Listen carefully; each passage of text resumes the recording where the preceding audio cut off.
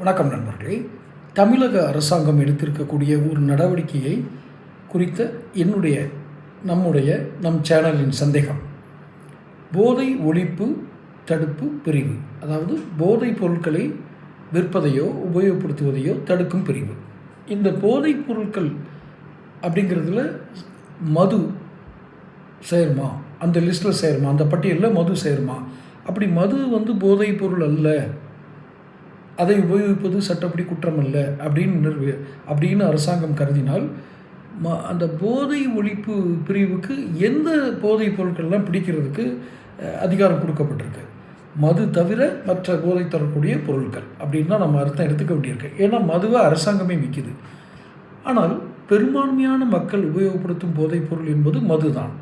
அப்போ மதுவை போதைப் பொருள் தடுப்பு பிரிவு அந்த போலீஸார் பிடிக்க மாட்டாங்க அப்படின்னா, மீதி இருக்கும் சொற்பமான, அதுவும் கிடைப்பதற்கு மிக அரிதான வகையில் கிடைக்கக்கூடிய ஒரு பொருள், இன்றைக்கு அது பரவலாக கூட கிடைக்கலாம், கஞ்சா, பெத்தடைமன், இதெல்லாமோ வேதியியல் பேர்கள் எல்லாம் அதை சொல்கிறாங்க. அப்போ அவைகளை பிடிப்பதற்கு மட்டும்தான் அந்த போதைப்பொருள் தடுப்பு பிரிவு என்று அரசாங்கம் குறிப்பிட்டு அறிவிக்க வேண்டும். ஏன்னா இதை மக்கள் என்ன நினச்சிக்குவாங்க, போதை ஒழிப்புனா இவங்க மதுவும் சேர்த்து ஒழிக்கிறாங்கன்னு. அதை ஒழிக்க முடியாதது, அது அத்தனை எளிதாக கட்டுப்படுத்த முடியாது அப்படிங்கிறத உலகமே ஏற்றுக்கொள்ளப்பட்ட ஒரு உண்மைதான். அதை நானும் படித்திருக்கிறேன். ஆனால் முடியவே முடியாது என்று இல்லை, முடியும். ஆனால் அதற்கான முயற்சிகள் எடுக்க வேண்டும். உடனே அந்த மறுவாழ்வு மையங்களை அமைக்க வேண்டும், ஆலோசனை மையங்களை அமைக்க வேண்டும் என்பதெல்லாம் ஒரு சரியான வாதங்களாக எனக்கு தோன்றவில்லை.